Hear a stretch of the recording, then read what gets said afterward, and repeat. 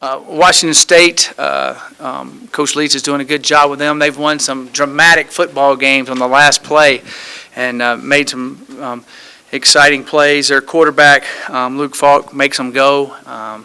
He makes a lot of great throws. They got excellent receivers. It seems like they got glue on their hands on some of their catches. Do a great job there. And then defensively, they've been very opportunistic and making a lot of plays, very aggressive. Destiny Baheo, number 97, he's a beast inside. He's really hard to block, and he makes a lot of plays. Been very impressed with their football team and what they're doing. So we'll head up there to play on ESPN again, which will be a lot of fun. And we're excited about going and playing. So I'll take any questions at this time. Coach, last year Washington State was similar to you guys, and they had 5 losses in one-score games. This year they have 5 wins in one-score games. What changed for them?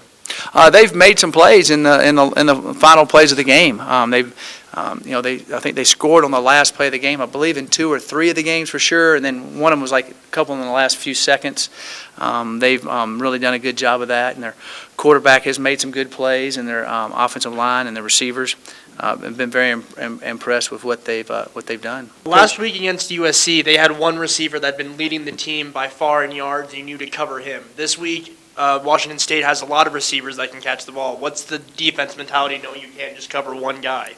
Well, I think in this system, it all goes back to their trigger man, because he's gonna throw it to a lot of different guys. He does a good job of reading the defenses, and the old cliche, the best pass defense is a quarterback on his back. But he's hard to get to. Their offensive line does a good job. They get out of their hands quick.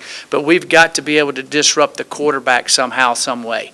If coverage-wise, pass rush-wise, disrupting receivers, but they're a good timing offense. He gets the ball out of his hands quick. So we're going to have to disrupt the quarterback. And then there were some of the receivers that are going to make some of their catches. There's no doubt, because they're going to throw it so much. And then we've got to limit them to run after catch type of thing, because they'll take a lot. And then the other thing you got to realize, they're a really good screen throwing team. So a lot of these are to running backs or receivers on short routes. So evaluating that, our linemen have to evaluate that, because your linemen, believe it or not, they make a lot of plays on those screens, and they have to understand and be able to feel that. So there's not just one guy you have to stop. There's a multitude of guys, but mainly it's number 4 that you got to kind of slow down somehow.